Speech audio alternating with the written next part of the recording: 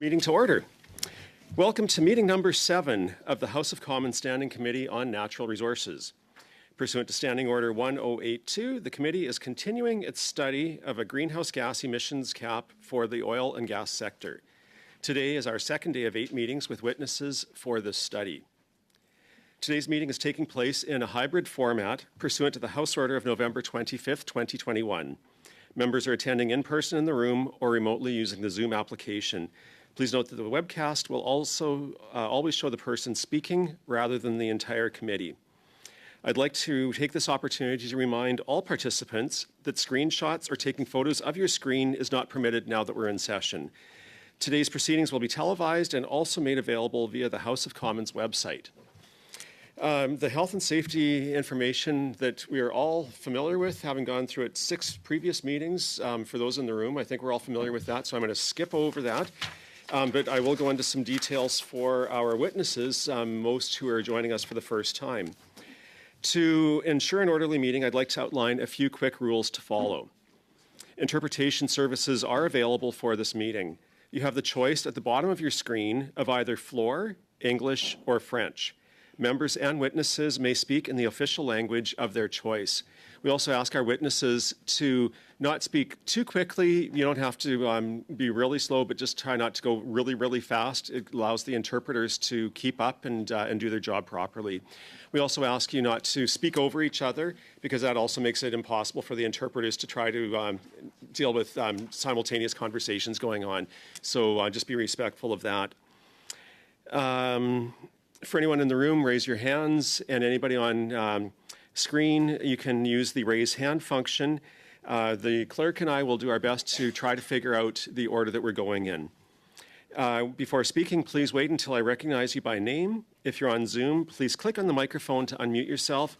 And for members in the room, we'll control the microphones here. When not speaking, your microphone should be on mute.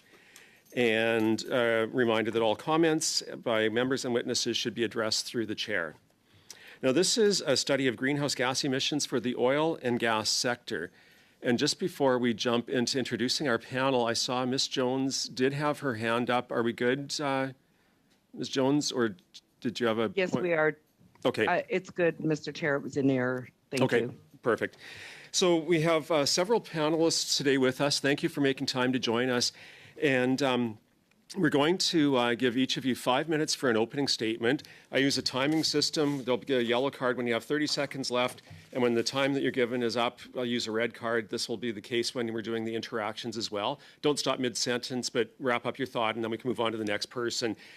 We're going to try to end the panel today by about 5:15. We have a brief in-camera committee business to attend to at the end of the meeting. And so for the witnesses, we will be adjourning slightly before we had scheduled you, but I think we'll still have a very good discussion through the time that we have together today. On our panel, we have from the Canadian Urban Transit Research and Innovation Consortium, we have Josipa Petrunik, President and Chief Executive Officer. And if I get anybody's name wrong, please correct it when you are able to introduce yourself, and I apologize if I do get it wrong. From the Canadian Institute for Climate Choices, we have Dale Bugen, Vice President, Research and Analysis. From Clean Energy Canada, Marin Smith, Executive Director. Clean Prosperity, Michael Bernstein, Executive Director. Climate Emergency Unit, Seth Klein, Team Lead. And the Pembina Institute, welcome back. Jan Gorski, Director, Oil and Gas, and Chris Severson-Baker, Regional Director, Alberta. And with that, I'd just like to say that for our committee members, we do try to balance off the witnesses from each of the parties that have been put forward. Sometimes due to scheduling, we can't have a complete balance, but we're going through all 52 names of organizations that were put forward. We've had some additional ones that have come in, and I'll try to do my best to have that balance, but it's not always possible, and but we will get to everybody. With that, Ms. Petrunik, you now get to proceed with your opening statements. You have 5 minutes. Please proceed. Thank you very much to the committee. Thank you for the opportunity to appear before the Standing Committee on Natural Resources. My name is Josipa Petrinic. I'm the President and CEO of the Canadian Urban Transit Research and Innovation Consortium, which we call QTRIC. QTRIC is a technology innovation consortium, and all we do is design, develop, and launch electric bus, fuel cell bus, and autonomous shuttle technology projects. This committee's focus is on energy-oriented natural resources, and those are supplies that Canada is rich in. We all know that. From our perspective at QTRIC, Canada's natural resources include electrons produced from renewable hydropower, solar, wind, and non-emitting sources such as nuclear and renewable natural gas, all of which are extremely strategically important in a globalized world. But just as bitumen was impossible as a market fuel in the 60s and 70s until the federal and provincial governments invested heavily alongside industry and technology innovation in development of technologies like SAGD, steam-assisted gravitational drainage, that help us today extract thick petroleum supplies from previously inaccessible depths of the earth, so too will renewable electricity and renewable hydrogen benefit from ongoing and upcoming public investments in innovation and technology. In my remarks today, I'm going to make two recommendations. Both of them are based on a fundamental position that energy is energy. Whether energy is produced and carried in the form of a hydrocarbon molecule, an electron, or a hydrogen atom, energy is energy.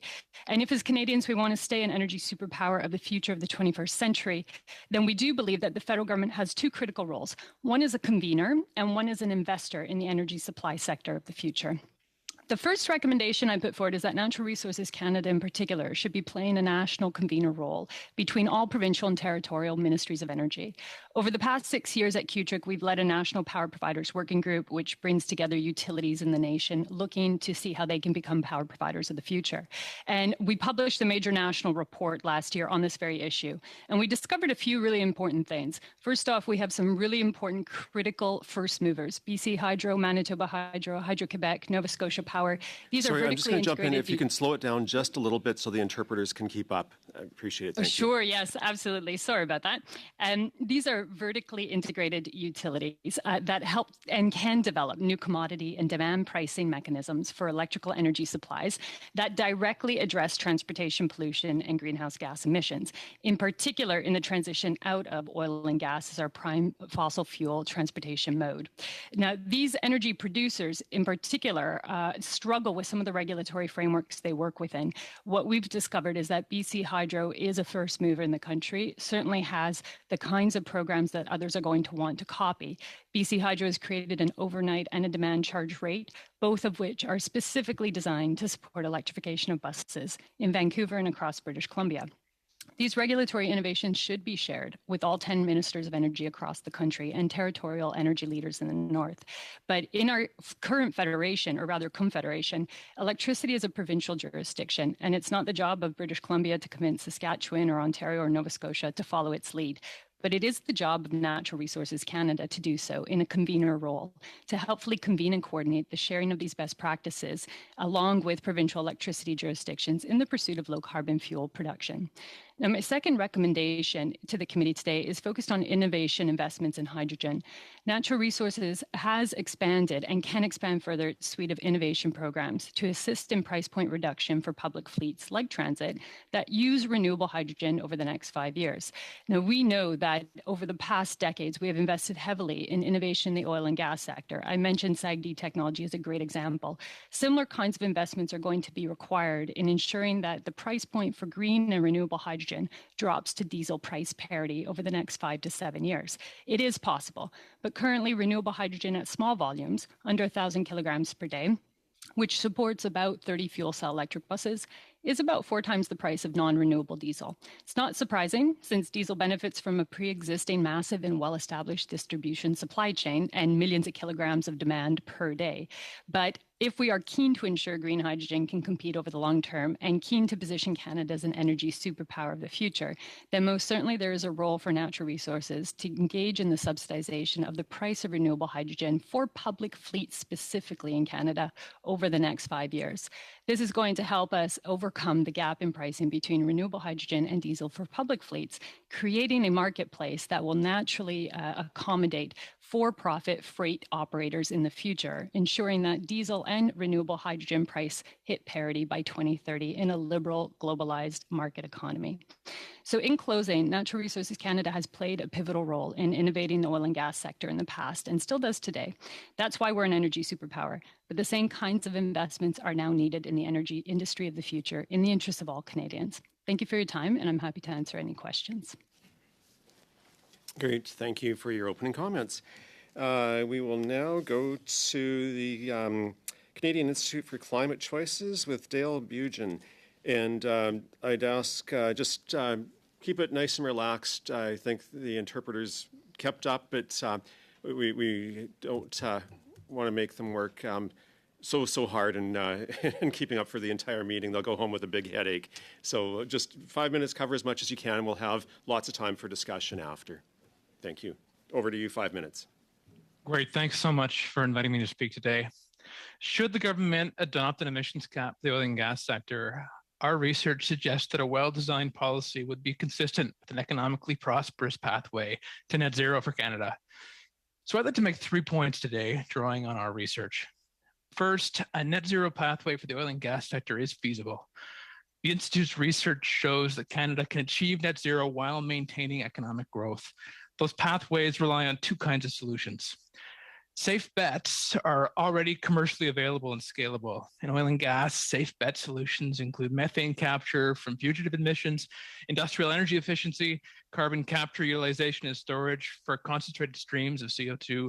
And those safe bets are critical for achieving the 2030 target.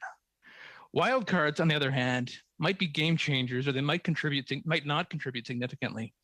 In oil and gas, wildcard solutions include blue hydrogen, direct air capture for carbon removal, and CCUS for unconcentrated streams.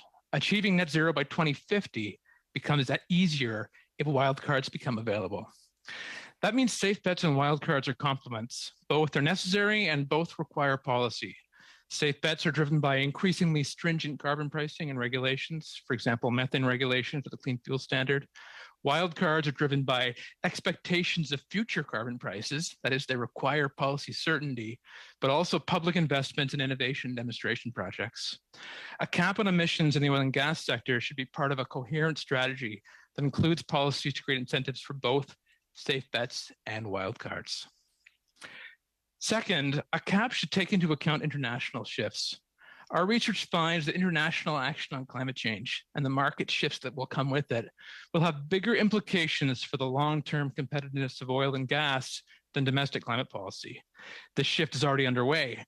International investors with over 40% of global assets under management have committed to supporting net zero goals. Countries representing more than 90% of global GDP have committed to net zero, and the costs of low carbon technologies are dropping rapidly. A sector cap should recognize that this international momentum could decrease demand for Canadian oil and gas over the medium to long term, creating risks of lost competitiveness and lower production. Projections from the IEA and the network of central banks and supervisors for greening the financial system highlight that an accelerating global low carbon transition is a credible future with real risks and opportunities, and it must be taken seriously by policymakers. An ambitious but practical cap on oil and gas emissions can also support long-term competitiveness in an investment environment that increasingly prioritizes transparency and disclosure around environmental performance.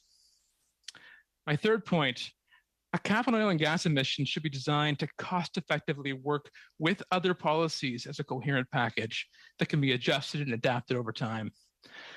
A sector cap should cap emissions, not production. It should rely on a flexible market-based policy instrument to implement a regulated cap. Existing output-based pricing systems could be adapted to provide certainty with respect to emissions and emissions levels. Create incentive for carbon removal. Credits for permanent carbon removal under the cap could create these incentives, but it also could create liquidity in markets for tradable credits under the cap. Be coordinated with other policies. A tax credit for carbon capture, utilization, and storage, for example, would make it easier for firms to achieve the emissions cap, but it would also affect demand for tradable credits and the price of carbon in the sector. Be robust to uncertainty. Faster than expected declines in global demand and low oil prices could also lead to lower carbon prices under the cap. Spikes in demand could lead to high prices. Relying on transparent and predictable governance processes is one approach to update and adjust these strategies and this coherent package of policies over time to address those challenges. Thank you for the opportunity to speak. The Institute looks forward to sharing additional research to inform this policy issue in the future, and I'm happy to take any questions. Excellent. Thank you for your opening comments. And with that, we will now jump to Clean Energy Canada with Marin Smith. It's over to you for 5 minutes.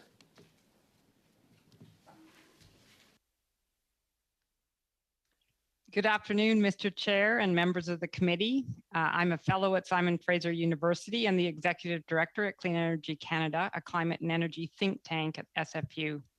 So today I want to share 3 recommendations for implementing this oil and gas sector cap. But first, innovations in the oil and gas sector should be recognized as the emissions per barrel have declined over the past 2 decades. Unfortunately, overall emissions from the oil and gas sector have nevertheless been increasing steadily over the long term. Canada's oil and gas sector emissions are significant, 26% of our total emissions. And so for Canada to succeed in meeting our climate target, all sectors, including the oil and gas sector, will need to reduce emissions in the range of 40 to 45%. So if we design this oil and gas sector emissions cap well, it will provide a predictable transition to a net zero future for oil and gas workers, their communities, and the economy, and support Canada meeting our climate commitments. So, what must Canada do while setting this cap? I advise the government do 3 things. First, make the plan clear this year. Second, everyone in the sector needs to do their fair share. And third, incent the energy and industries that will be growing in 2030 and 2040. So first, make the plan clear this year. Like any new regulation or legislation, the process for setting this cap needs to be done well. It needs to have the right consultations and be evidence-based. But with Canadians and people around the globe already living with climate change impacts, this cap needs to be put in place quickly. So we recommend that Canada set an interim 2030 emissions cap for the sector by the end of this year, 2022. And this is to provide industry the clarity it needs to make investments now to reach that 2030 target. The interim cap must align with Canada's 40 to 45% emission reduction commitment, and it should be consulted on in 2023 and finalized by the end of that same year, 2023. We also need 5-year milestones that linearly and predictably drive sector emissions to zero by 2050 to align with Canada's net zero legislation. And this is to ensure that we aren't allowing industry to backload those reductions. Our second recommendation is everyone in the sector needs to do their fair share. Governments should establish disincentives for operators exceeding their share of the sectoral cap, which could include things like financial penalties, removal of tax incentives, or loss of trade protections under the federal output-based pricing system. Everyone needs to do their fair share. And thirdly, we need to incent the energy and industries of the future. The cap shouldn't be used by governments or industry as a mechanism to grow Canada's oil and gas industry. The International Energy Agency is clear that under its announced pledges, and this is what nations committed to prior to the Glasgow Climate Summit, global oil production declines to 90 million barrels per day in the early 2030s and to 80 million barrels per day in 2050. Global gas production plateaus in just 3 years, 2025, and remains flat thereafter. So the evidence is clear. Canada's future economy will be less reliant on oil and gas exports, and therefore the government of Canada should avoid investing in industries that will not be growing beyond this decade. Fortunately, Canada is well positioned to be a leader in clean energies, from our abundance of renewables to blue hydrogen potential, while on way to transition to cleaner green hydrogen. We have the metals, minerals, and opportunities to be a leader in batteries and other storage technologies, along with carbon capture and storage. And we can use our clean energies to produce low carbon metals, minerals, steel, cars, and other manufactured products. If Canada acts on its current climate commitments, There are projected to be 640,000 clean energy jobs, an increase of almost 50% or 209,000 jobs over this decade. These are diverse jobs, blue collar and white collar jobs. They're in rural and urban communities in every province across the country. So lastly, I would bring the committee's attention that the carbon intensity of oil produced from Canada's oil sands remains the highest globally, which is why a cap on oil and gas emissions followed by 5-year emissions reductions milestones is critical if Canada is to reach its climate targets. Thanks for the opportunity to speak with you, and I look forward to questions and discussion. Thank you for those opening comments. Next up, we have Clean Prosperity, Michael Bernstein. Michael, over to you for 5 minutes. Great. Thank you very much. Thanks to the committee for having me here today.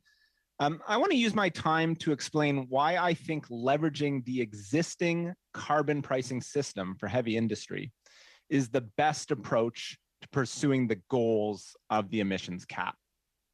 Now, I know a number of previous witnesses have argued for a cap and trade system, and I agree that a cap and trade system is a viable option here. But I think there's some shortcomings to a cap and trade system that would make direct pricing a better choice.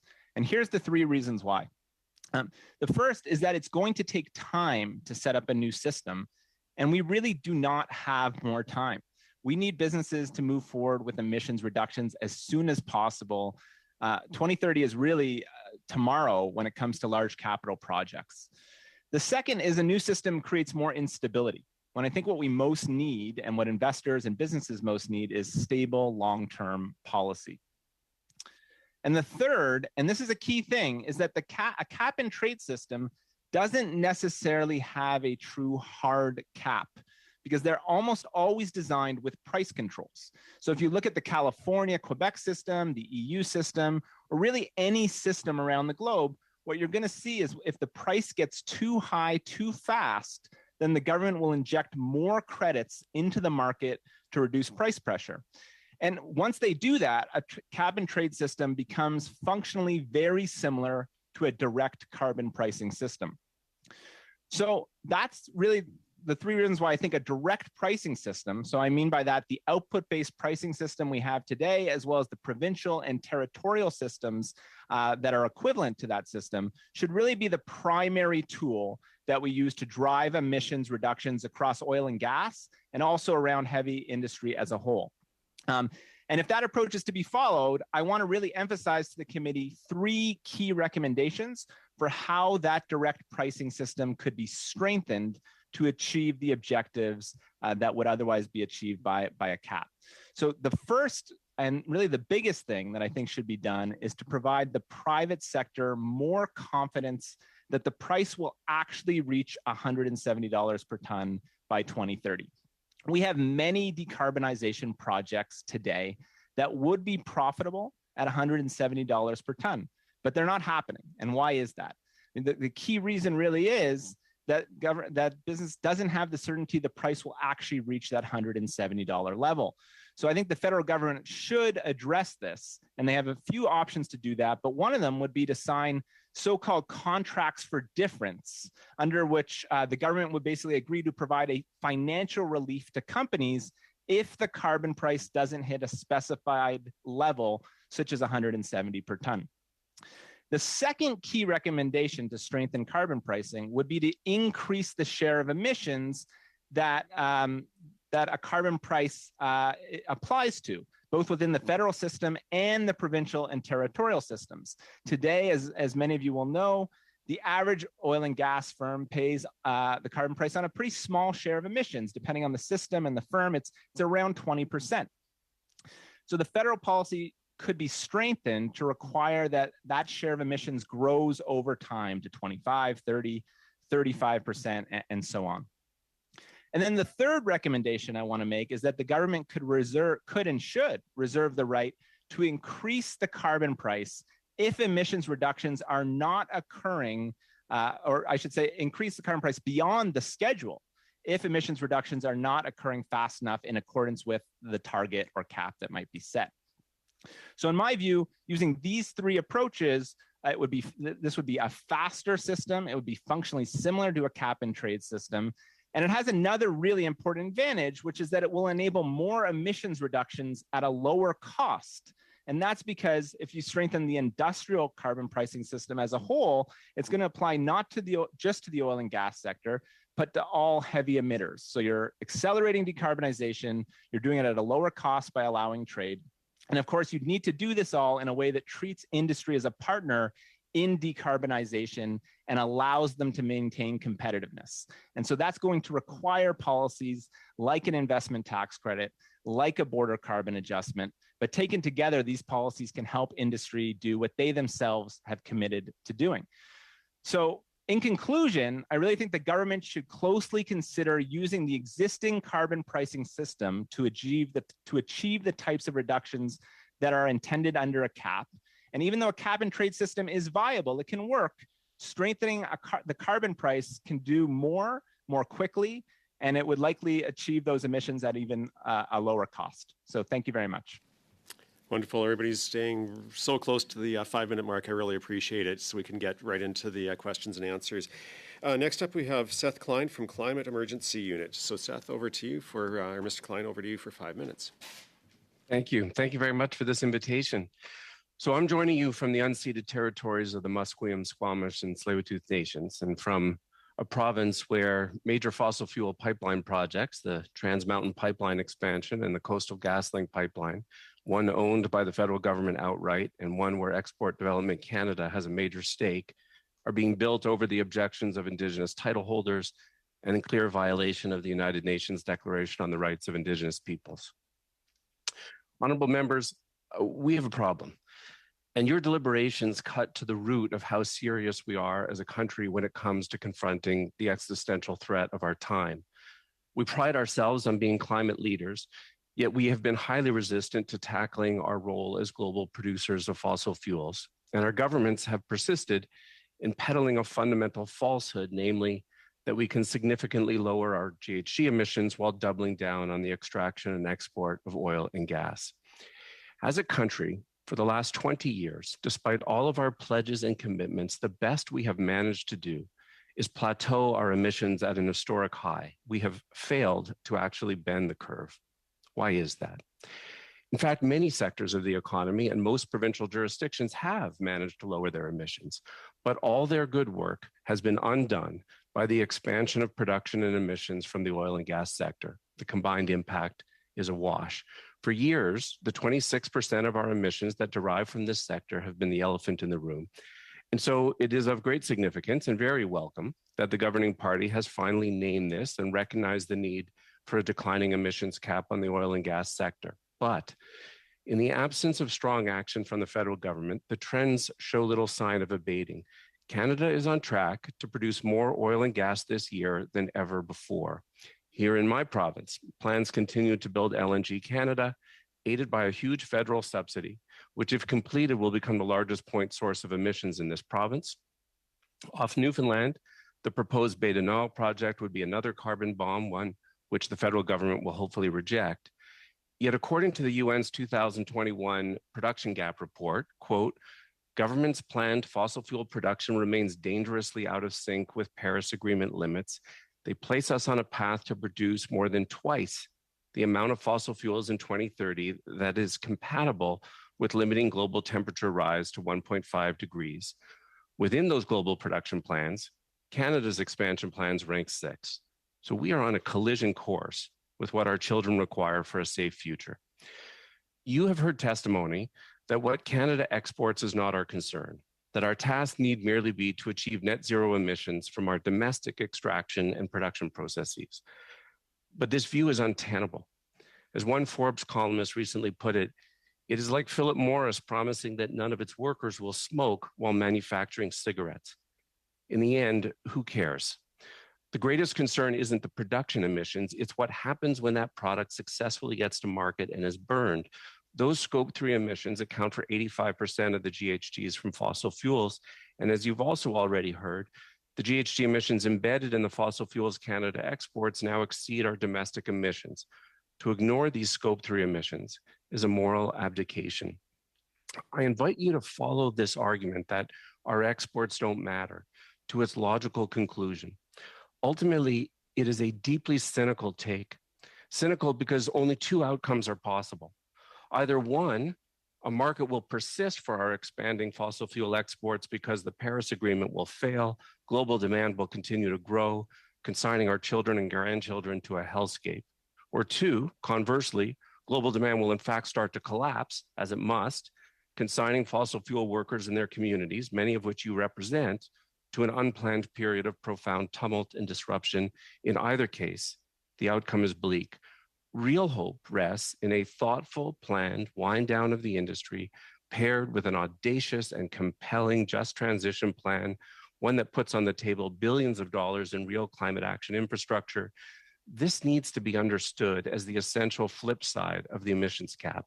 That's where significant federal support money should be going. Am I saying that we should reopen the Constitution? No.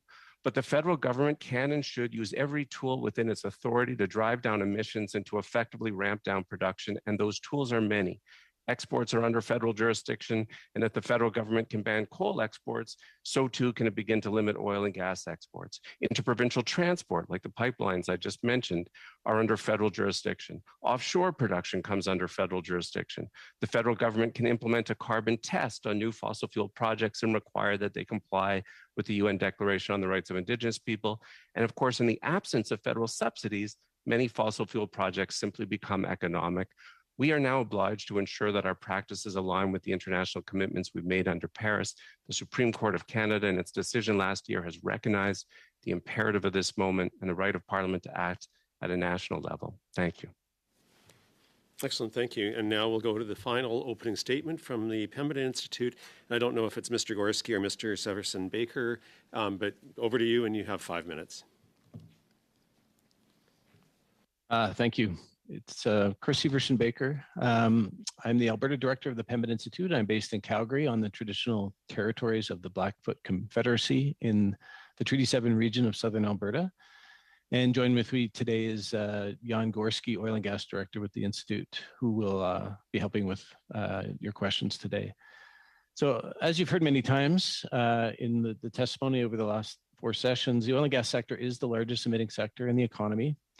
And these emissions have risen 20% since 2005 at a time when most other sectors have reduced emissions, with transportation being a notable exception to that. And therefore, there are significant opportunities to reduce emissions from oil and gas. And companies have been investing in innovation, driving down the cost of abatement for some time, even though there have not been significant investments in commercial scale application of many of these technologies.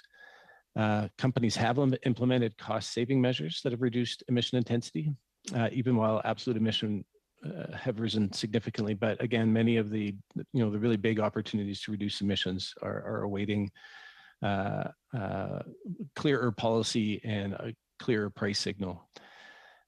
Canada will be hard-pressed to meet its target of an ambitious or a 40 to 45% reduction without an ambitious cap on oil and gas emissions. And so therefore, we recommend a cap on emissions at 2019 levels for the oil and gas sector, declining by 45% from 2005 levels by 2030, with 5-year milestones starting in 2025 all the way to net zero in 2050.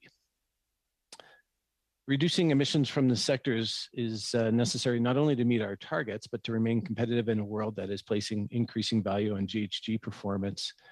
You've heard that the IEA is predicting a demand for oil will decline after 2030. And Canada's oil sands companies have recognized that the world is acting on climate change by committing to net zero. These companies have published a vision statement that includes a 22 megaton reduction by 2030 and a conceptual plan beyond that. That conceptual plan doesn't credibly get you to 2050, but the first chunk of emission reductions to 2030 appear valid and again are likely to require clearer policy, more policy stability, and a higher carbon price as well. A cap on oil and gas emissions is a way to hold these companies accountable to their net zero targets. The oil and gas sector is well placed to make investments to reduce emissions. companies are, Peter Terzakian, a respected voice in oil and gas, has pointed out that the sector revenues in 2021 and 2022 are going to achieve record levels due to rising oil prices, lower costs, and other factors. So companies are well placed to make investments. However, and there are plenty of low-cost emission reductions available, but again, and it's been pointed out many times that they are awaiting a higher price on carbon and stability in the carbon pricing policy in Canada. One really significant opportunity is methane emissions. We can cut methane emissions by almost 90% for less than $25 a ton by 2030. There's also efficiency gains and process improvements available in the oil sands and the natural gas production sectors. There's a large opportunity to electrify natural gas production in BC with hydropower. Taken together, these emission reduction opportunities are substantial and are based on current technology. And lastly, it is reasonable to expect that emission reductions will also occur as a result of facilities reaching the end of their economic life between now and 2030 and then beyond, of course. So Canada has the foundational policy pieces needed to achieve significant emission reductions in the oil and gas sector. And we recommend immediately strengthening Canada's industrial carbon pricing system during the review that is happening right now. This would require existing intensity benchmarks to decline by at least 4% per year so that all emissions from oil sands and other large emitters are fully priced by 2050. At the same time, the government should develop a cap and trade system for the oil and gas sector. But we recognize that this takes time and early term reductions in emissions will only be achieved through tightening existing policy. Strengthened methane regulations can also achieve significant reductions early on, well before 2030. The federal government has already committed to reducing methane emissions from oil and gas by at least 75% by 2030. Thank you very much and look forward to your questions. Excellent. Well, once again, thank you to everybody for their opening comments and for staying pretty much right on the 5-minute mark. We're going to go through our first round where each of the MPs selected will have 6 minutes. And so first up we have Ms. Rempel Garner. So over to you for 6 minutes. Thank you, Chair. I'm going to direct my questions starting with Ms. Petrunik with the Canadian Urban Transit Research and Innovation Consortium. I do believe that we need more public transit as a substitute good, as a low carbon alternative to vehicles. My question is, how do we do this? So I know that your organization, Ms. Petrunik, is talking about innovations to improve and make public transit more carbon efficient. My concern is that there perhaps isn't enough governance research being done on how we actually build public transit writ large. So for example, in my riding in Calgary, we've had a public infrastructure project, the Green Line, which would have seen about 50,000 cars be pulled off the road, frankly be held up in bureaucratic quagmire by Calgary City Council for about 10 years. Has your organization undertaken any research to see how those types of roadblocks could be overcome in order to see these types of projects actually be built in the first place? Ms. Rempel Garner, I really appreciate your question. Thank you very much to the chair for the query. As a fellow Calgarian, I can tell you that it's one of the things I've been watching myself to try to understand why it's not moving forward. Now, in a rail sector, there is a different dialogue compared to buses. There's a different kind of procurement at play. But in general, what I can say is the following. When it comes to zero emissions technologies, for certain, the public transit fleet, whether it's buses or coaches or trains, is a gateway to heavy-duty freights and trucks. So there's a benefit there, even if it is bureaucratically challenging to get it out the door. It does move the industry pretty quickly. But when it does come to public transit, in particular technology-intense, complex transit projects, it is fair to say, and to be fair to our transit agencies in our cities, they are not well equipped for this transition to start with, which is why it becomes stuck in bureaucratic quagmire to some extent. I'll give you one example: Calgary Transit, Edmonton Transit, TTC, OC Transpo. These are great transit agencies that do great work, but they have not historically had large cadres of electrical engineers, hydrogen engineers, high power systems engineers, I'm whose sorry to job is interrupt to you. innovate this stuff. I only have 4 minutes left, so Yeah, I'll try sure. to keep your answers brief. Again, so we had this wonderful project teed up to come into my riding. It would have brought social inclusion, equity for public transit to people in my community. There's really not a lot of public transit infrastructure for North Central Calgary. People want it, yet we saw City Council continue to impede the process of this. I'm just wondering if you have any experience on like how municipal politicians can get out of this habit of looking for ways to perhaps prevent public transit from being built out. How can municipal level governments be incented by federal funding partners to actually get the projects, be it bus, be it BRTs, be it LRTs, built out in the first place, given the climate emergency that we're facing? Well, to keep it short and simple, I would say tying the money to a timeline is probably the quickest and most efficient way to move at the municipal level. When it comes to zero emissions technologies, most municipalities have passed a zero emissions sustainability plan, so they're driven by their own timeline. But in those cases where that plan is not rigorous, would you then recommend that as a recommendation for this report, that any federal infrastructure funding related to public transit should be tied to some sort of timeline in order to actually see emissions reductions gains that might be embedded into the federal public or the funding program to begin with? 100%. Okay. 100%. It's a smart idea. What do you think the impact is of seeing projects like the Green Line be delayed by municipal councils on climate change in Canada? That's a large question. I think the general impact is if you want to get cars off the road, you got to get bums in seats of public transit systems. So the general impact is thousands of cars on the road and the greenhouse gas emissions that go with that. I would say whether it's the Green Line or any other public transit mode that's been delayed unjustifiably, because there's justifiable delays and then there's unjustifiable delays. In those cases, you are talking about thousands and thousands of megatons of pollution that remain in the air that don't need to be there. So ultimately, the delay of public transit delays our achievement. And I think this is a great case study. Would you say that the Calgary Green Line has been unjustifiably delayed? That's a question I can't answer, unfortunately. That's one that I think you would have to ask City Councils in depth about their procurement. What are some of the metrics that we would be looking at to determine that? Cost profile versus timeline to deliver, for sure. That's an obvious one. In 10 years ridership, to even start a project is a justifiable delay? In rail, that's reasonable. To be frank, in the rail sector, that can be reasonable, but timeline tied to deployment and ridership numbers are pretty critical metrics to use. Okay. Given the context of addressing climate change, do you think that 10 years from a funding announcement to even getting a foot of rail built on a major project like the Green Line is acceptable? And do you think that that should be changed in light of Canada's net zero emissions targets? Yes, it should be changed. Excellent. 10 years is a long period of time. It sure is, isn't it? Certainly is for the people in my community, for North Central Calgary. They've been let down for a long time by both City Council and this government. Thank you, Ms. Petrunik. You're welcome. Excellent, thank you.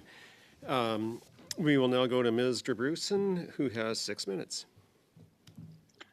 Thank you. What was interesting in listening to the witnesses is different ideas about the structure of what goes into an oil and gas cap. And so I was wondering, because if I could start maybe with clean prosperity, there was a focus on direct pricing as opposed to cap and trade. And in that conversation, though, comes up the issue about what the impact is on international trade for our products. Sorry, I'm playing with my microphone because I'm having some issues there. So my question for you is, what's the role for border carbon adjustments as part of this, and what should we be thinking about when we're designing it if we're focusing on direct pricing as our system? Yeah, thanks for the question. Border carbon adjustments or some equivalent policy at our border is absolutely critical if we're going to proceed with more ambitious climate policy. What we don't want to do is apply high charges to domestic industry in a way that just moves them overseas and does nothing for emissions. So we have to have a border carbon adjustment or some equivalent. And one advantage of moving to a stricter pricing system, one that applies eventually the full carbon price to industry, is you will also be able to rebate that carbon price for exports. Our current regulatory-based system, the output-based pricing system, would not allow rebates to exporters. So I think border carbon adjustments are critical, and I think it should be done in tandem with moving to a full carbon pricing system over the course of this decade. I'm sorry, you referred to or something equivalent. What would be the something equivalent we should be thinking about if it's not a border carbon adjustment? Well, there's other approaches. There's pushing for a minimum global carbon price. There's climate clubs in which tariffs are applied more broadly to countries that are not part of the club. But border carbon adjustments is certainly a leading option. Okay, thank you. If I can actually ask of climate choices, I apologize. I believe that was Mr. Béguin. The question that I had is because you also referred to the need to account for international shifts. So what do you see as the role for border carbon adjustments, and what do you think of the other options that might be out there also to take into account those shifts? Thanks for the question. I agree with Mr. Bernstein that the issue of leakage and competitiveness is one that has to be taken seriously. You don't want to be driving emissions reductions through production shifts to other jurisdictions of weaker policy. Border adjustments are one solution. The existing system, the output-based pricing system, is also designed to address this problem. It creates incentive to reduce emissions by improving production, improving the emissions intensity of production rather than by decreasing production. So fine-tuning that system and using it as an instrument still remains an option. It can complement border carbon adjustments, but they can also trade off between the two of them. If you were to shift to border carbon adjustments, that would allow you to raise the emissions intensity benchmarks in the output-based pricing systems. So in your mind, border carbon adjustments would actually be an effective tool as part of the program that we'd be putting in place if we were putting in a cap on the emissions from oil and gas. They can absolutely be an effective part of the system. They are complicated administratively, is the only downside. Is there anything that you would flag for me as something I should be thinking about in the complicated flags? I think there's good research out there that is longer than a 30-second soundbite. I think the issue of collaboration and coordination with other countries is really essential. Canada would want to do this with the US or with the EU as part of those carbon clubs that Mr. Bernstein is referring to. Great, thank you. Well, I still have you because I believe you suggested cap and trade. Mr. Bernstein was suggesting that will take too long. So what's your response to that? There's more than one way to create these incentives. It could be, as Mr. Bernstein suggests, by increasing the price of carbon over time or the average cost in those output-based pricing systems. The trade-off really is certainty in price versus certainty in quantity. That trade-off is hard to avoid. In a cap and trade system, you can establish that certainty as to the emissions level if that cap is contained to the oil and gas sector in particular. There are more than one way to do this, and they each have advantages and disadvantages. Okay, but when you've made the evaluation, you thought the cap and trade was a better way to go. I think if the government's intent is to establish certainty about emissions levels in that sector, as has been the focal point for discussion, if that certainty in emissions levels required, then a cap and trade system can better deliver that certainty. Okay, I have very little time left, but my question would be, is there a way to establish a cap and trade system that would also be able to be done with the speed that we would need to be able to meet the standards that we need to meet on our emissions reductions? The output-based pricing system does represent a starting point even for a cap and trade system. It wouldn't be starting from scratch. There is a possibility to transition the existing system to that sector level cap system. That would be a way to accelerate that process. Perfect. Thank you. I think I only have 15 seconds left, so I'm going to leave it at that. Okay, perfect. Thank you. Let's move to Monsieur Simard. You have 6 minutes. Merci. Thank you, Mr. Chair. Perhaps a brief question for Ms. Petrunic. You mentioned in your presentation that we ought to consider a program to close the price gap between renewable hydrogen and diesel. When you talk about renewable hydrogen, are you talking about green hydrogen or blue hydrogen? Green hydrogen. Hydrogène vert, parfait. Merci. Donc, fine, thank you. So in your opinion, from an environmental viewpoint, would it be more relevant if what we want to do is to reduce our carbon footprint, investing in a type of program that does what you propose, in other words, closing the price gap, rather than concentrating on reducing emissions in the petroleum sector would be more advantageous from an environmental viewpoint? Merci beaucoup pour la question. Thank you very much for the question. I'll answer in English because it's a little easier for me. Yes, I mean, the basic answer to the question is, should we be investing in a price point parity program to bring diesel into price point parity with green hydrogen? Yes, that for sure. In the short term for public sector fleets, absolutely. Should we do it in lieu of also focusing on greenhouse gas emissions reduction in the oil and gas sector? No, I would say that in the interest of Canada and the globe, we actually have to do both. And it's not a zero-sum game. I would argue both actually happen hand in hand for many of the reasons that many of my colleagues here on the line articulated. The industries overlap quite substantially. The labor industry overlaps within these technology and energy sectors, and both of them are critical to greenhouse gas emissions reductions. Merci. Thank you. If I'm saying this, it's because I'm trying to understand what is meant by an efficient or effective subsidy, because I think the minister announced that they wanted to end the inefficient subsidy. So a subsidy that is effective, to my mind, is a subsidy that makes it possible to reduce GHGs. And I don't know how you can have an effective subsidy if it increases production. Do you agree with me on that?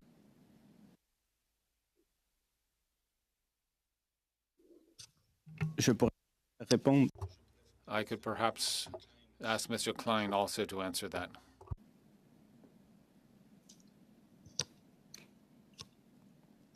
Sorry, Yes. I need a repeat of the question. I wonder how you can define what you mean by an effective subsidy. The environment minister stated that he intended to end the subsidies that are ineffective.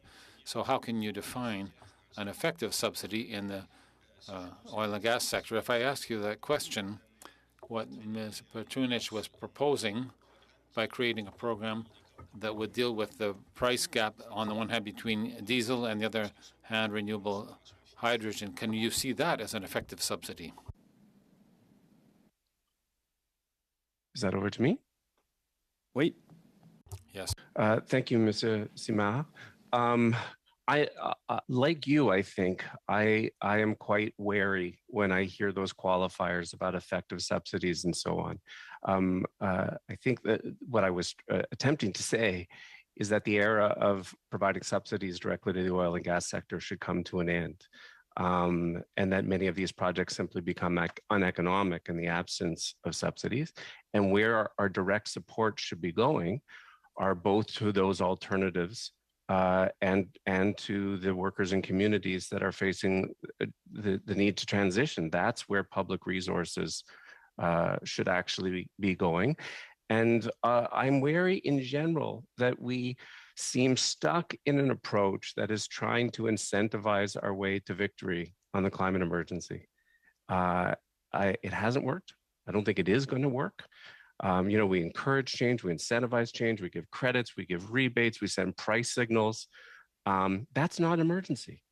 And that's where I think it is helpful that we're now talking about an actual cap. Merci, Monsieur Klein. Thank you, Mr. Klein. Perhaps briefly, I'll come back perhaps to Ms. Petrunic afterwards, but I would like to briefly hear Mr. Bugen in his presentation. He talked about a sure bet and a joker in the gas sector. Without government support, are these aspects that are achievable only by means of the industry without economic support from the state? Does he think that these sure bets are achievable to reduce the carbon footprint in the oil and gas sector. Mr. Castillo, thank you. Thank you for the question. The question of support for wildcards depends on the benefits that they can bring to society. So the point isn't to provide support to an individual firm or individual technology, but to make it easier to get to net zero. And that means it's all about making those technologies get cheaper and easier to deploy over time. And that matters most for the technologies that can make a big difference. Some of those do exist in the oil and gas sector, such as carbon capture, utilization, and storage. The question then becomes how to target those subsidies as best as possible to get value for money while also ensuring those investments are consistent with a long-term transition, both domestically and internationally. Merci. Sorry. Thank you. And then we're going to go right over to Mr. Angus, who will have his first 6 minutes. Well, thank you all so much. This is so important because we are talking about the future of the planet. When I talk with my daughter and her young friends, they don't really have much trust that there is a sustainable future. And when I look at the actions of Canada and our government over the last number of years, they have a good reason to be concerned. The Prime Minister in 2016 went to Paris and said Canada's back on the international stage. People believed him.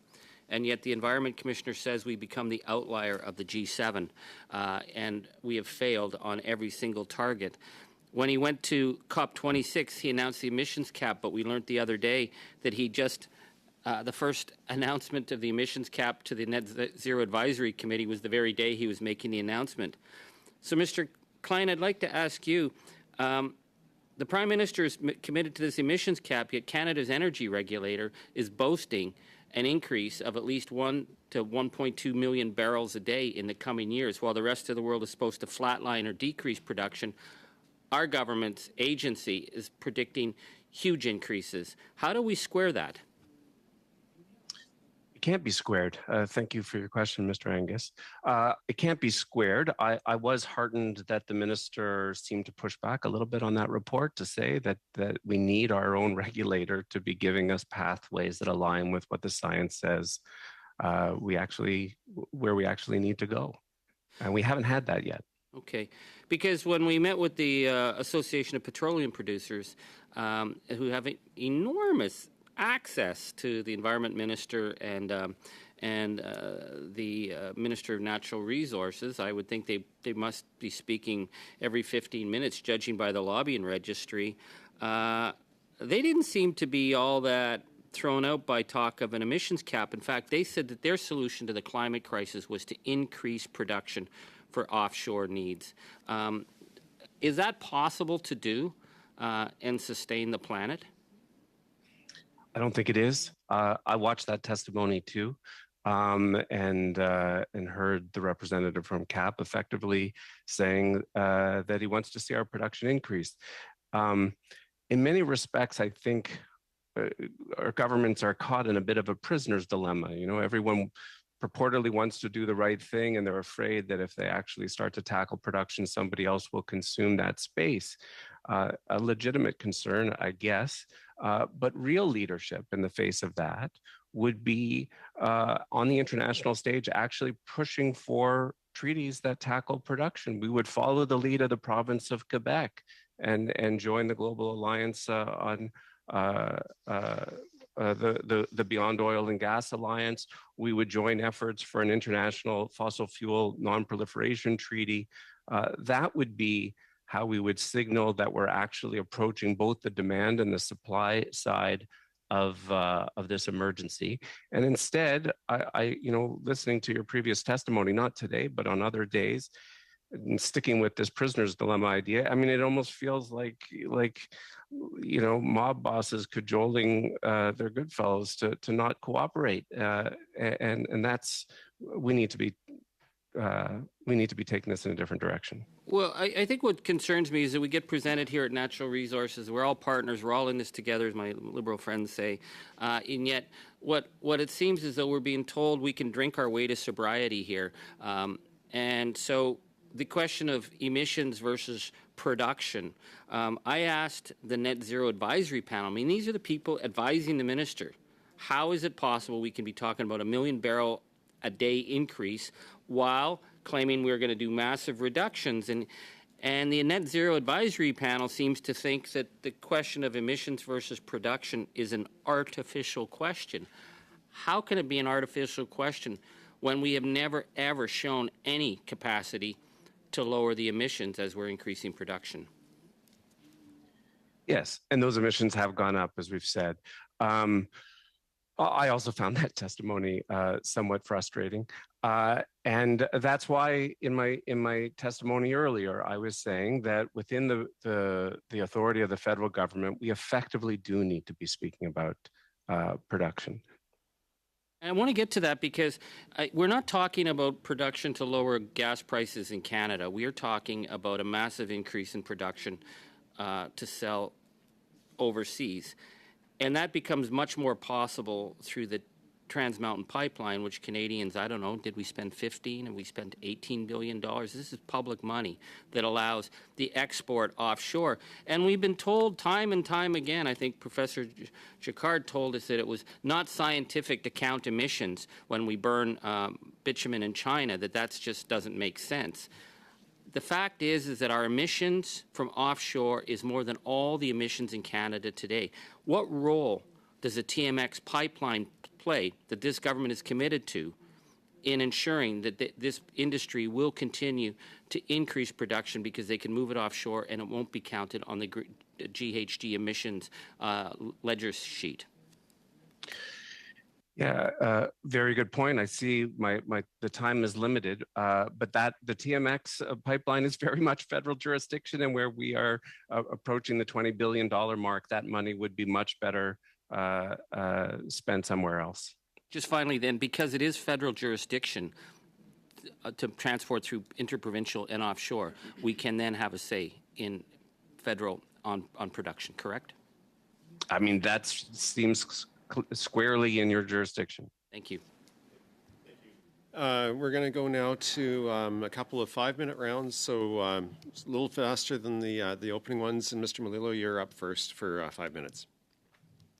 Thank you, Mr. Chair. I want to thank all the witnesses for joining us today and providing great testimony so far.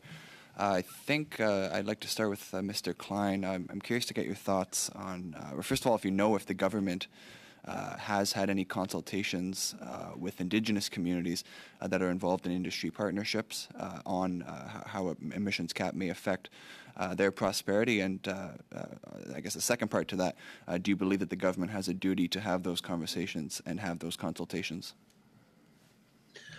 Well, I don't know who they've spoken to on that front, but as I alluded to at the top of my testimony, this government has passed a law to uphold the UN Declaration on the Rights of Indigenous People. It sets a higher bar that not only requires consultation, but consent.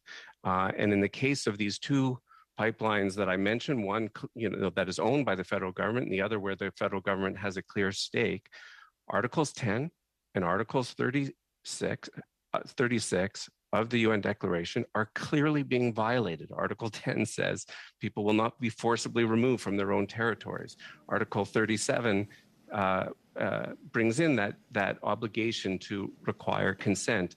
The title holders of the Wet'suwet'en, with respect to the Coastal GasLink pipeline, and the Delgamuukw decision recognized that it was the hereditary chiefs who are the title holders, have not given their consent. Here in my city, the Trans Mountain Pipeline terminus is in the territories of the Wet'suwet'en. Sorry, I do have limited time. I just want to ask you, so in your view, given that many Indigenous communities have industry partnerships, have development in their communities on their land, would it be your view that the federal government is required to have the consent of Indigenous communities in order to move forward with a cap on emissions?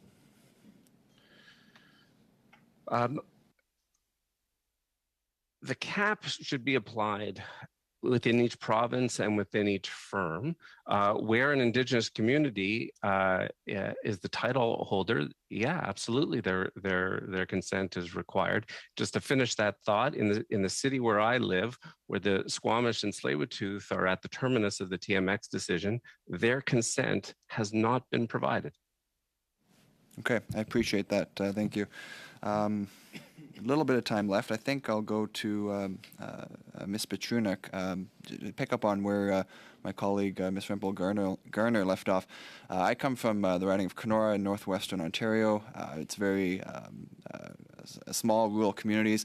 Public transit is essentially non-existent, and it's likely going to stay that way given our population. But further to that, there's obviously sort of a lot of people that have big trucks, 4x4. We're going down, driving long distances in poor conditions, and it doesn't seem that at this point the alternatives are really available, or at the very least there isn't trust there for a number of people to look to greener alternatives. I guess a bit of a broad question, but in your view, what does the government need to do to help support that transition so that northern and rural communities aren't left behind? Thank you very much for the question. There are two answers to your question. One, very simply, of course, is the investment in on-demand mobility. So that's for smaller communities and probably outside the jurisdiction of this particular committee. But for those communities that don't have public transit, on-demand mobility with smaller vehicles is a growing area. It's not historically been recognized as transit, but it needs, because not every a 40-foot bus. But the second element is the more payment of the equation.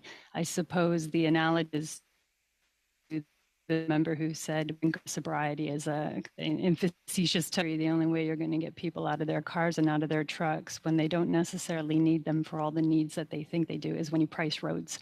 But I don't know one politician in the country that is keen on road pricing, which means pricing kilometers, pricing meters when people get in their cars to drive, including in rural communities. Until we actually put a price point on that consumption, we don't get individuals, households, and families or communities looking at alternative mobility, either shared or individual purchases, as viable options. So I know that that's a hard pill to swallow, the concept of pricing, and especially for Canadians, it's a hard price point to consider, but it is the pill that we have to swallow in the interest of greenhouse gas emissions reduction. That's a starting point. Okay. Thank you. All right, that's the 5 minutes. It goes fast. Now we have Ms. Lapointe for 5 minutes. Thank you. My first question is to Mr. Severson Baker. So in my other committee, I'm a member of the Standing Committee for Industry and Technology. We're currently studying critical minerals and clean energy. And both of these studies here and at the other committee really do go hand in hand. And it's great to see the potential for Canada's future in clean energy. So can you tell me your thoughts on the different scenarios between a cap on emissions only versus a cap on emissions and a simultaneous cap on production in the oil and gas sector? And what would that look like in terms of the environmental impact coupled with the impact on jobs in the sector? Well, we have not advocated for a cap on production. We've advocated for a cap on emissions. We think that would result in the future in a reduction in production because of changes in demand for the product globally. So, and I think one of the most important features of a cap and trade system or a carbon pricing system that meets the level of a cap is you have to be prepared to not protect the facilities that have a very high carbon cost, a very high cost of abatement, which is always what has done in these types of cap and trade type systems throughout the world. And it weakens them. It removes the effectiveness of them. So I think what we can expect to see is that production not being replaced when production reaches the end of its economic life, but then beyond 2030, declining price of oil because of a lower demand for oil would result in an actual reduction in production coming from our sector because we are very high cost, high carbon overall. Okay. My next question is for Mrs. Smith. So what type of balance is achieved when looking at mitigating technologies for greenhouse gas reductions, as well as developing new renewable and clean energy sources? And by balance, are you asking about balance in terms of where we should invest, where we should prioritize? Where we should prioritize. Yeah, well, I think there's been, I talked about the IEA future demand scenarios if countries move forward. My colleagues also mentioned the 136 countries that represent 90% of the world's GDP who have committed to net zero goals. Combined with the costs declines that we see in renewables like solar and wind, as well as storage and hydrogen. So those have been phenomenal over the past decade, 80-90% reductions in solar, wind, 40% in wind. Battery storage has gone down significantly as well. And so I think we could be suggesting that we're going to increase production in our oil and gas sector, but I don't think that the global demand is going to be there. That's not what the scenarios are telling us. And so because we have such great opportunities in these other energy sectors, including hydrogen, which could be used for export, including converting, for example, the pipeline that's right now being proposed for LNG across British Columbia, could be converted to exporting hydrogen. And green hydrogen, they are saying, will be on cost parity by 2030. With other forms of hydrogen, Canada has a huge opportunity there. And you named the critical metals and minerals, which is part of the battery conversation. The battery is going to be the central part of the new energy system. Renewables have their intermittency. Batteries is where the most money is to be made. It's where the most IP is. Canada is well positioned with our metals and minerals, our clean electricity, our skilled workforce, and our auto sector here. And really that should be somewhere where Canada's investing and growing out that sector and the jobs to strengthen our economy. Thank you. I don't believe I have enough time to ask another question, so I'll wait for another round. Thanks. Okay, great, thank you. Let's go to Monsieur Simard, who will have 2 minutes and 30 seconds. Merci. Thank you, Mr. Chair. I have a brief question for Mr. Buchan. When I look at the numbers, I see that during the pandemic, there have been $30.9 billion of public funds that have been directed toward the oil and gas sector. And international information shows that $14 billion a year is used for ADC only for the oil and gas sector. And when they do all of the subsidies for the gas and oil sector, together with all the other federal programs, $78 billion for 2018. We haven't yet entered the new technologies for capture and storage. Some engineers are even saying that those technologies are not really up to scratch.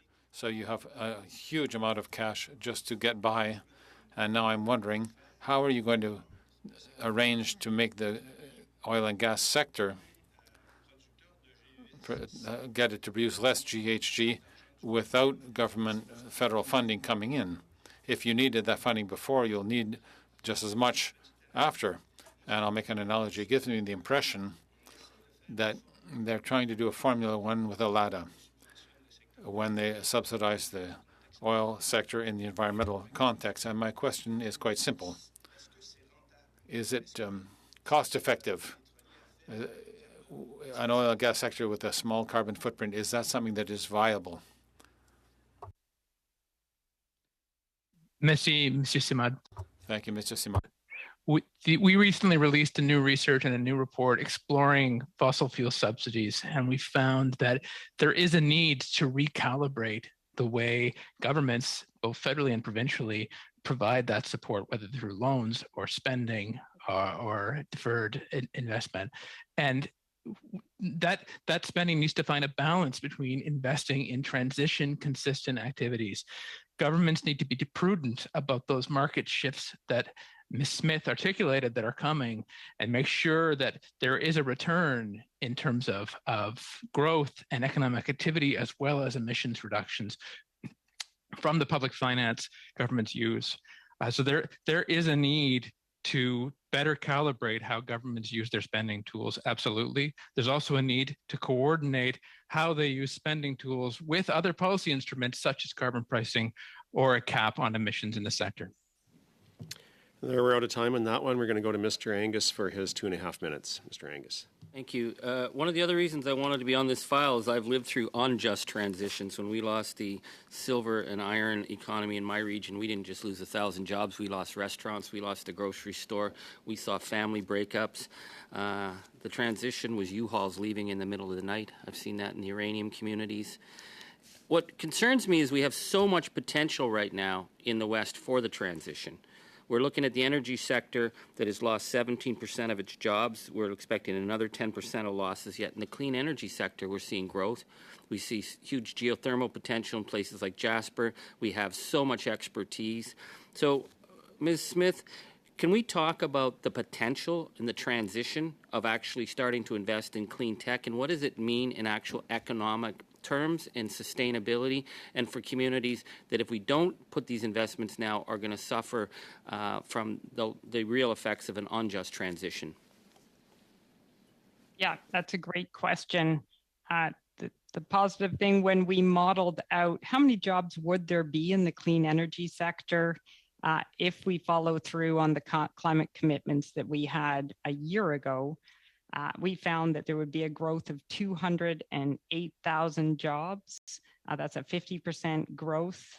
In the same time, there would be loss in the fossil fuel sector of 126,000 jobs in the fossil fuel sector. So you can see that the additional jobs in the clean energy sector far outweigh them. As I mentioned, these are jobs in every province. They're rural, they're urban jobs, they're diverse blue-collar, white-collar jobs. And the potential for this to grow much higher is there, and that is with the focused, targeted incentives and investments by this government in things like batteries or green hydrogen. I just want to say also, I mean, I met with the IBEW workers at their training center in Edmonton. I mean, they're retooling themselves, and they said to me, we're ready for the new clean energy economy. Where's the government? We have workers with the skill. They're ready. They know a transition's coming. They're looking for federal leadership, and they haven't seen that. Where do we need to put those investments now so that we do not end up with the unjust transition? Yeah, well, I would say, one, as you've said, there's a lot of the skill sets that cross over directly from the existing fossil fuel energy sector to the clean energy sector. And we need to invest to get that clean energy sector, whether it's electricity, whether it's green hydrogen, whether it's battery production, up and going. And we're seeing other countries doing this. We're actually seeing great progress in Quebec, landing those types of contracts. And the government of Canada needs to, take their funds and target them there quickly. We need to send the signal to the world that this is the energy economy that we want to build in Canada. Thank you. Thank you. We're going to go now to Mr. McGuire, who will have 5 minutes. Mr. McGuire. Thank you, Mr. Chair, and I want to thank the witnesses as well for their presentations today. I'd just like to expand with you, Ms. Petunik, in regards to... Sorry, I'll stop the clock. We lost Ms. Petrunic. She's dropped off with technology problems. I don't see her back yet. We're trying to get her back on. Okay. So I've stopped the clock. If you want to redirect to somebody else until we can get her back in there, my apologies. Got a few tricks up his sleeve. Thank you. I wasn't aware. I wasn't watching the screen to make sure who was on and who was off. But thank you, Mr. Chair. I will go then to Mr. Bougen, and I hope I'm pronouncing that right.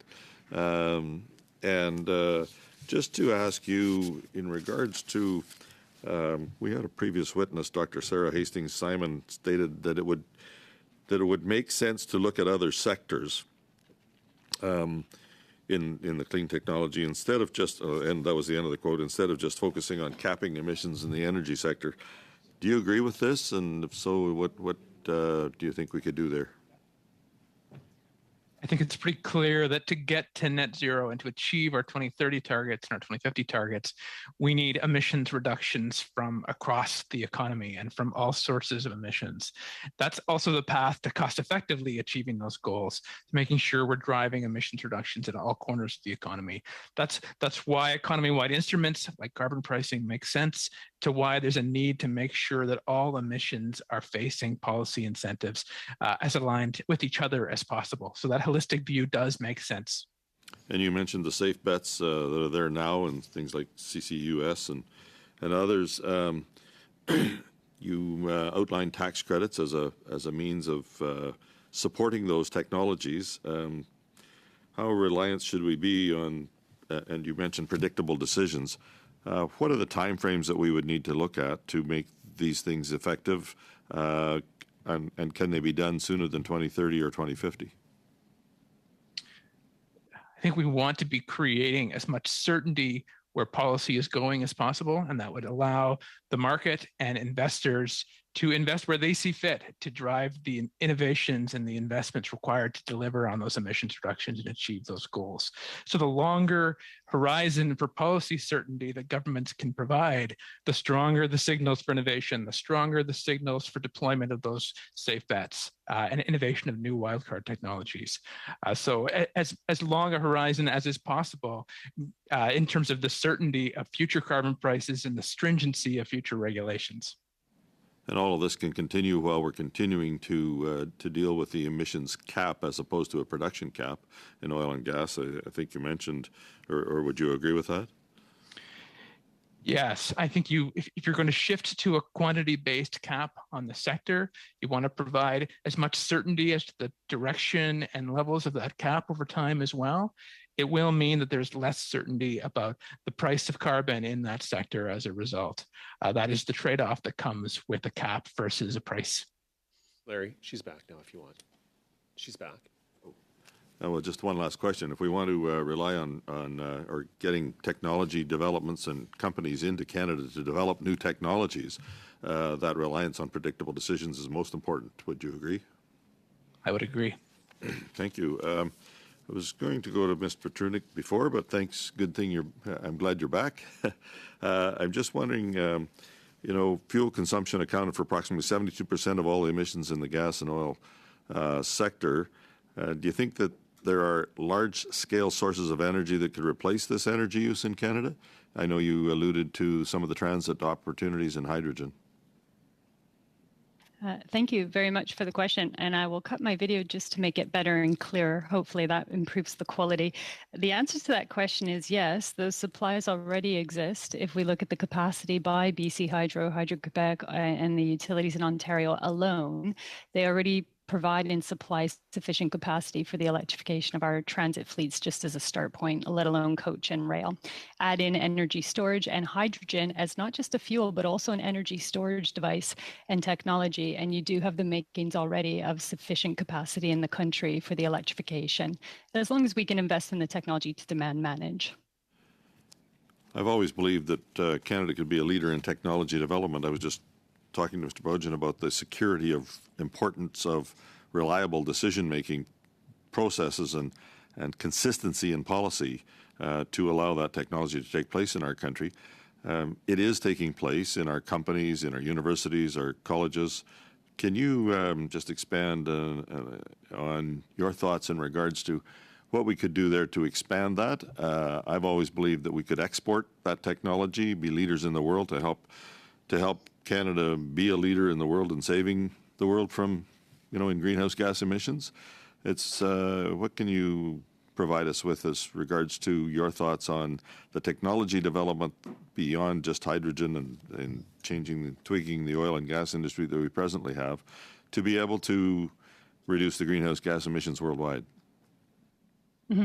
Very briefly, policy consistency is pretty critical, especially with carbon pricing for this industry as well, including for export potential. But even more briefly, Canada is already a leader in fuel cell stack design, electrolysis design, energy storage design, and battery electrification integration in heavy-duty powered trains in the automotive and heavy-duty sectors.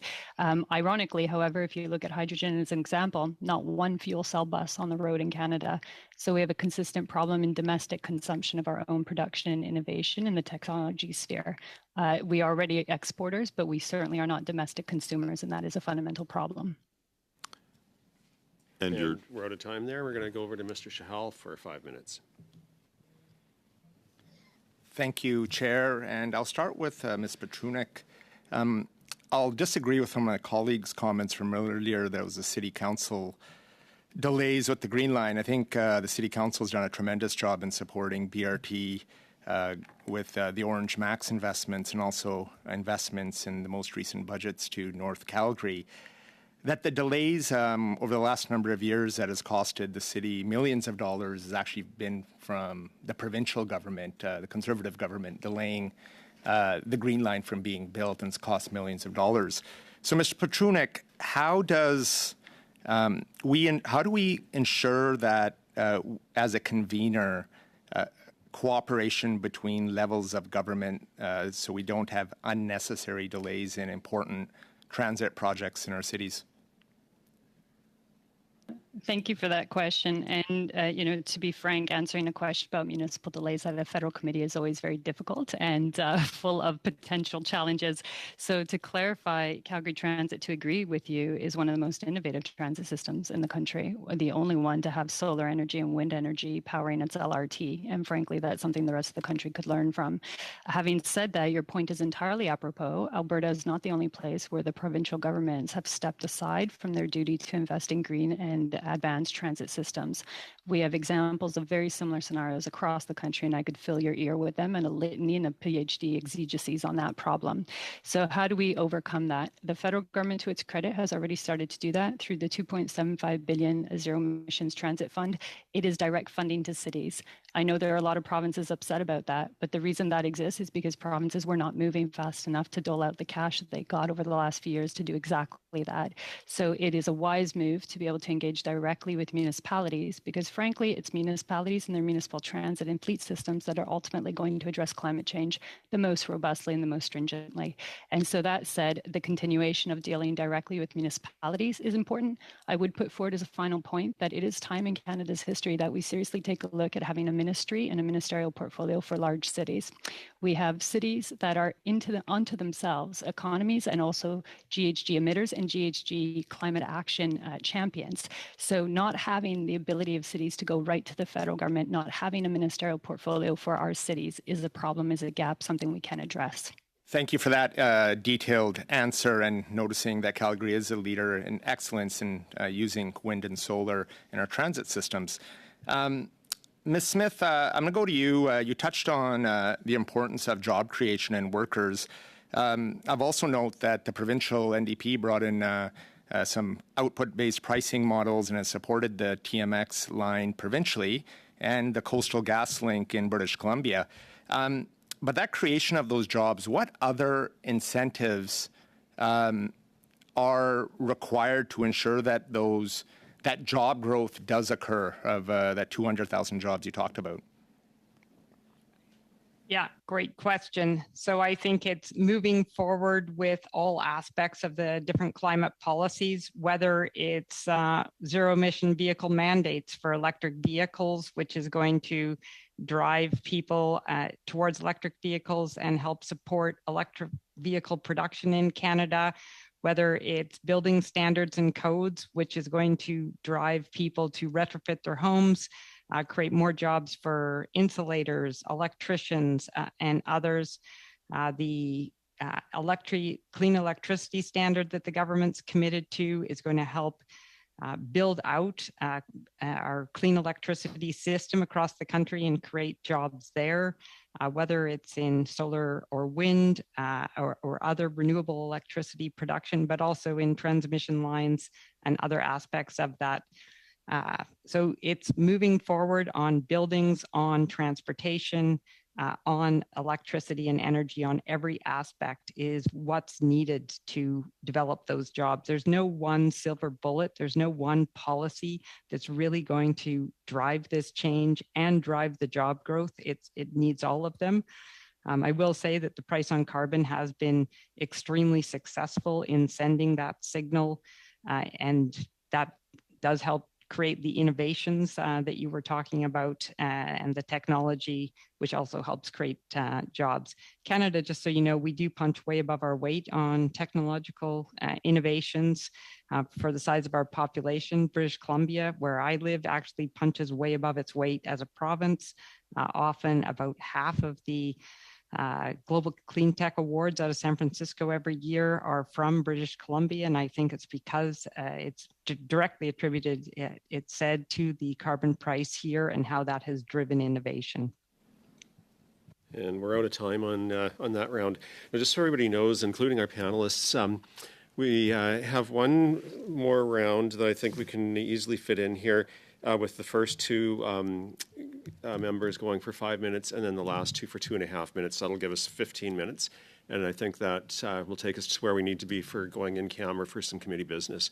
So to start us off with this round, we'll go to Ms. Rempel-Garner for 5 minutes. Thank you, Mr. Speaker. Mr. Chair, I elevated you. Perhaps I will start with clean prosperity with Mr. Bernstein.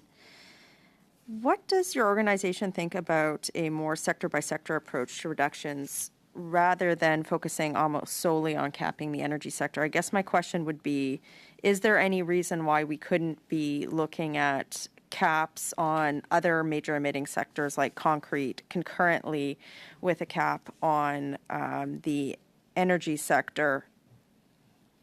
I think you should be thinking economy-wide and thinking about how we get the most reductions at the lowest cost. And that's one of the key reasons why we think the best approach to this cap is actually to think about how to strengthen the industrial pricing system as a whole, which would get you reductions in oil and gas, but of course other sectors, and allow them to trade with each other so that costs are as low as possible.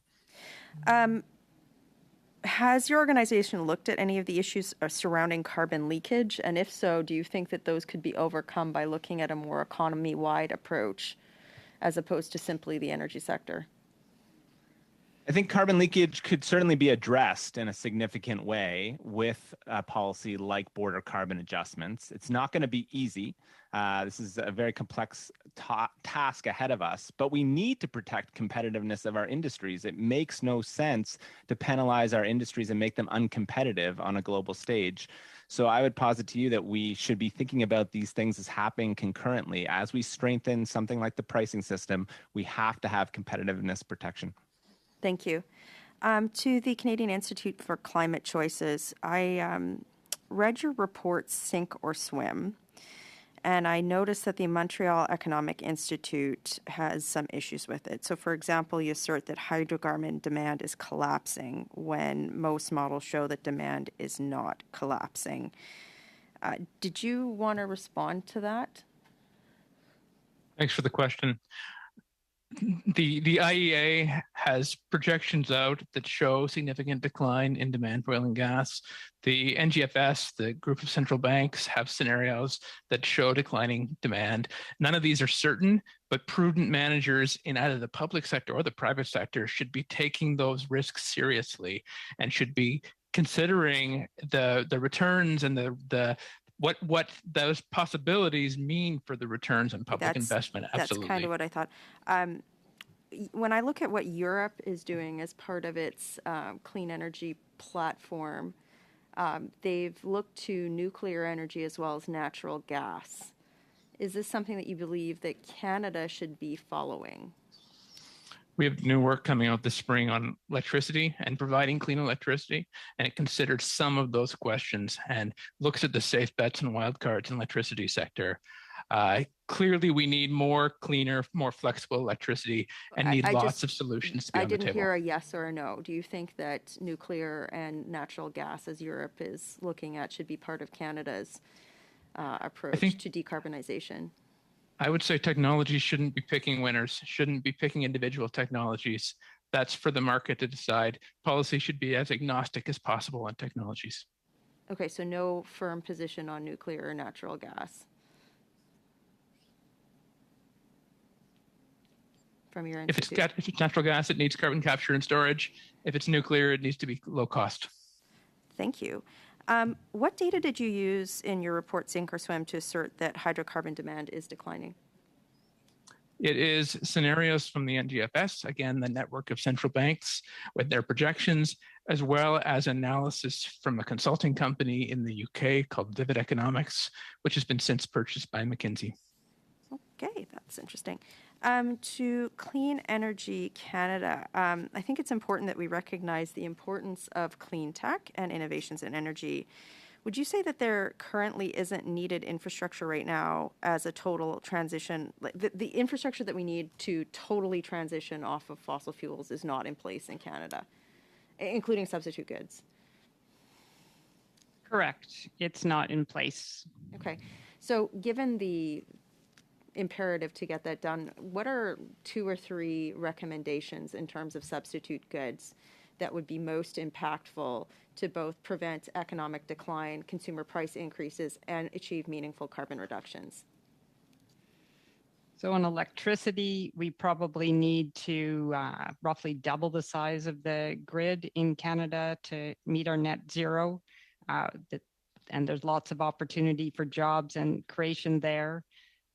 In terms of hydrogen and the opportunities for hydrogen, in particular green hydrogen, to be an energy source, there is infrastructure that needs to be put in place there for it to be able to help the trucking industry, for example.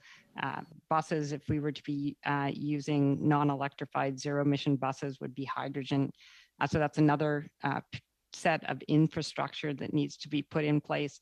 And then lastly, I would say actually the government can do a lot around this, around incenting, using things like buy clean for that infrastructure, setting carbon thresholds. You mentioned cement earlier. For products like cement, steel, where you put a carbon threshold on the cement, and you will only purchase, you will use your infrastructure dollars to purchase low carbon steel, low carbon cement. There's really 4 basic building materials used for roads, bridges, hospitals, schools. There's cement, steel, aluminum, and wood, and you can put a carbon threshold on that, and that market incentive can drive decarbonization in those sectors. Thank you. Okay, perfect. Yeah, we're out of time. We're going to go over to Mr. Maloney, who will have 5 minutes. Thank you, Mr. Chair, and thank you to all of the witnesses. It's been a very interesting and enlightening discussion. And since I'm following Ms. Rempel, I should probably wish her a happy birthday on behalf of all of the committee members. And of course, Mr. Chair, it's fake news. Stop the clock, though, please. Should we sing? I didn't put a number on it. For the record, I'm 29, Mr. Chair. I just look like I'm 57, so there you go. And of course, happy Valentine's Day to everybody. But lots to talk about. Mr. Klein, I'm going to start with you. I heard you say, at least I think I heard you say, and you can correct me if I'm mistaken, in answer to Mr. Angus, you said real leadership means getting world agreements on tackling production. Is that what you said? Or something to that effect? I'm not quoting you verbatim. I did. What I was getting at is that the Paris Agreement so far doesn't even mention the words fossil fuel. I knew what you were getting at. I just wanted to make sure I quoted you correctly, and I apologize for interrupting, but we are limited in time. So do you think that's realistic to expect to be able to get a worldwide agreement in that respect? And if so, can you explain to me how you'd do that? I think we would join efforts that are already have that underway. So we have the Beyond Oil and Gas Alliance that the province of Quebec has joined, and we have this international effort to create a fossil fuel non-proliferation treaty. This in some ways relates to the earlier discussion about border adjustments. Will we get every country initially? No. Okay, so and we can treat them differently in terms of our trade policies. But Mr. Klein, while we're recognizing that reality, which you just confirmed, don't you agree with me that we have to do something to protect our own economy here in Canada, and to take the approach you're talking about wouldn't accomplish that? No, I don't. I think Canada is the 4th and 6th largest producer of oil and gas in the world. And in the context of a global emergency, that means we You're have to do our firmly in bit. favor of putting a cap on production. Can we just leave it at that? That's not what I said. I said you should stick with what's in your jurisdiction, and it should have the effect of ramping down production. Okay, all right. I think we understand each other. I think I know the answer to this, but only one or two of you actually said it clearly, but none of the witnesses are opposed to a cap. Is that correct? I'll take that as a confirmation that you're all in agreement. Okay. Ms. Petrunik, you mentioned that government should play a role as a convener and as an investor. And the investor aspect is what I want to follow up on. And Ms. Smith also talked about incentivizing actors in the economy, which is it sounds very much like the same thing. So I'm wondering first if Ms. Petrunik, you can give us further examples of those types of investments, and perhaps Ms. Smith can add to that as well. Yes, thank you. I'll keep my video off just to improve the quality. So in terms of being an investor, there's two types of investment primarily. One is on the research and innovation side, and then one's on the straight up subsidy side that nobody really likes, but at the end of the day might be necessary for a temporary period of time. On the R&D side, a simple analogy to the oil and gas sector is AOSTRA, which in Alberta, the government has pumped hundreds of millions of dollars into. It's academic research with industry, develops technology. It's where SAGD came from, allows us to pump bitumen out of the ground in ways we never knew 30 years ago. So that kind of innovation creates an industry, makes it marketable and possible. Same thing is needed in the hydrogen, battery electrification, energy storage integration. NRCan's doing a pretty good job of that federally already. There does need to be some additional investments in green hydrogen integration with energy storage, but dotting the I's and crossing the T's, the type of projects, the reality is we just need to continue investing through NRCan into that sector for the research and development component. The other side is the subsidies, and I'm not a fan of subsidies. Like, I've drunk the Kool-Aid, I drive a Tesla, I believe in electrification, but I don't believe in subsidies for individuals. I do believe in subsidies as a technologist for public fleets, and that's because it's a tax efficiency issue. So the subsidies we're talking about here are specifically to offset the differential price of green hydrogen over diesel for transit buses, where public transit is already subsidized by municipal and public users, and it's part of our social fabric. So as a result of that, it's tax efficient in the sense that it would be a time-limited 5-year investment in a publicly subsidized social welfare public fleet. That is very different from kind of general subsidies for electric car drivers or any other kind of fleet. And those subsidies would lead to the gateway opening to price parity for the private sector freight and truckers who wouldn't need those subsidies, but would benefit from price parity in the marketplace. Thank you. So those are the two types of investment. Perhaps Ms. Smith can take a run at that. We have a little extra time because of the birthday party we had. Great. Well, my colleagues just said it all very well, but just remember that it's not just the oil sands, but the aerospace industry, the pharmaceutical industry. These were all heavily invested by the government and have led us to where we are today as leaders there. And that's what we need to do in the energy space, the clean energy space. So just an example, countries like Saudi Arabia, Oman, Western Australia, the EU, they've invested tens of billions of dollars in hydrogen to replace natural gas in their countries. Using clean hydrogen, that would be a great example. We see the same with battery technologies, and I would agree that there is investments both from ISET and NRCan that are doing well. We need to increase that if we're actually going to build out some of these industries. Right now, the world's in a race. Where are we going to land some of these projects? And Canada's clean electricity is it's our secret sauce. It's the thing that gives us an advantage, that these companies want to produce things in a low carbon way. Their brand is identified with being low carbon, and Canada has a lot to offer there. We need to get out there and start doing the work, including providing some supports to bring those companies and land them here for the long term. Thank you, and thank you, Mr. Chair, for thank you. And so now we have Monsieur Simard, who was scheduled for 2.5 minutes, but our first two went slightly over, so I'm going to give a little bit of latitude if you want to push the clock slightly, and the same Merci. for Mr. Angus when it's your turn. Merci, merci. Thank you. A brief question from Ms. Petrunich.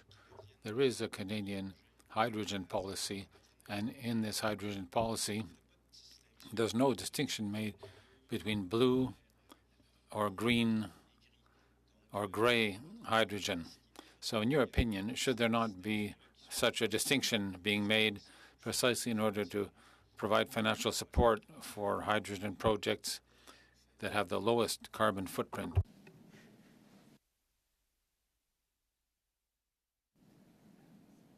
Est-ce qu'on a perdu, Madame? Did we lose you, Ms. Petrunich? Here, I believe that it's the translation that leads me to lose connection. So, merci beaucoup. J'ai reçu la question. Thank you. I heard the question. Most of it. So quickly, division between blue, green, and gray. Yes, there should be a division, of course. The whole purpose is to reduce emissions over the life cycle of the vehicle system or transportation. Of course, green hydrogen with the lowest footprints should be privileged. Having said that, in terms of reality of technology, there is no doubt that there's a place for gray and blue, even though it's not my preferred technology that I would put forward, even as a taxpayer. There nonetheless a place for it in the first few years in particular. And I'll give you an example in Mississauga, where we have a hydrogen fuel cell bus project we're working on right now. It is quick and easy and cheap to get gray or blue hydrogen right now, in particular gray hydrogen. It's cheaper than diesel. Is that the end goal? No, it has to get to green hydrogen, and ideally right away. But the reality is you got to get the buses on the ground. You got to figure out how to run those things. You need new technologists, new driver training, et cetera. There's a lot to do to learn how to operate the hydrogen fuel cell technology in a propulsion form. So one can imagine in the next 5 years that there will be space for green or gray and blue hydrogen while the vehicle systems get out the door, with green hydrogen ideally taking over. And Alberta is an example where there's a pilot project right now. That hydrogen is not green hydrogen, but it does teach the trucking fleet that's piloting that how to use hydrogen fuel cell trucks and all of the operational issues with it. So it's not a simple solution. There's a space temporarily for alternative hydrogen, but green hydrogen has to be the end goal and privileged.